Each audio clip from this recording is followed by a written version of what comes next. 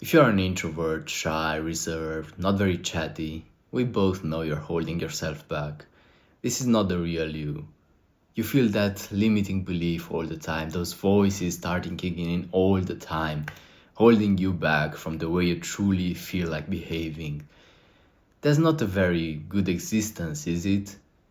Because you're a traitor. You are betraying yourself and you are betraying your friends, the people around you. When you are betraying yourself, the worst thing is that you intrinsically know that you are not authentic. Every part of you knows that you are not authentic. And your authentic tendencies will always keep knocking at your door, trying to make you obey them, instead of obeying the false gods of just being invisible and blending in and not risking anything, just playing life to not lose. There's no wonder you end up hating yourself, that you end up having a miserable existence in which your mind bullies you all the time and it's just a negative feedback loop. It's completely your duty to break out of this, but the thing I want to talk about in this video is the way you betray your friends. Because I'm sure you have at least a couple of friends by now, don't you? And you spend quite some time with them. Now, we know that famous saying that you are the average of the 5 people you spend the most time with, or something along those lines. So, if we apply that, then you automatically gain some of their vocabulary and mannerisms, and vice versa. So, you should just be able to spot some of your unique mannerism and vocabulary in your friends.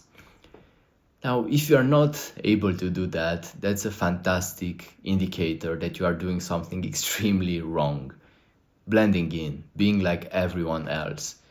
Now, of course, maybe it's the fault of your friends, maybe they are the weirdos and they just behave like robots all the time, but assuming that your friends are normal human beings, pretty normal human beings, and that you have a pretty good ability to spot and to understand human behavior, you should really be able to spot some of your unique, tailored vocabularies and tendencies from time to time in them.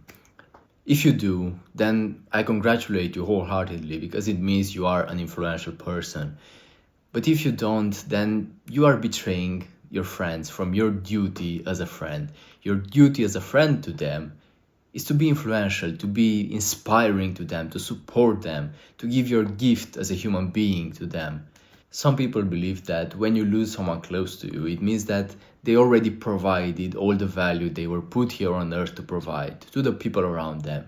Because they believe that we are just here on earth to make the world a better place and to give our value. Now, I really agree with the fact that you are here to give value, not to take. And this is the only right way to approach interactions. By being there to feel good yourself in the first place, that's the only gift you receive. But you're not there to receive the gift of validation. You are there to give your gift as a human being of value, of being inspiring, and your unique perspectives and vibe. And if you're holding yourself back all the time, you are betraying them. You are not doing your duty as a friend. You are just agreeing with everything they say. Maybe a friend of yours tells you that he hooked up with a certain girl, and you're like, oh, that's fantastic, but in your head you're just like, that's disgusting. Why are you a people pleaser? Just to blend in, just to avoid the possibility that some people might reject you, some not completely reject you, but even just reject you for that opinion, for that one opinion. Maybe your friends will still love you no matter what, but you're even with them, you're afraid to make one of these statements that might just get you a bit of rejection. All of that just to blend in, just to get validation from everyone because of the fact that you feel like you're not good enough on the inside. You feel that emptiness, that void, and you wish for the people on the outside to feel it for you. But it's not their duty, that's completely your duty. To stop being a traitor, to take ownership of what you have to say, of what you have to do. When you approach your interactions like this, you have no idea how inspiring you could be.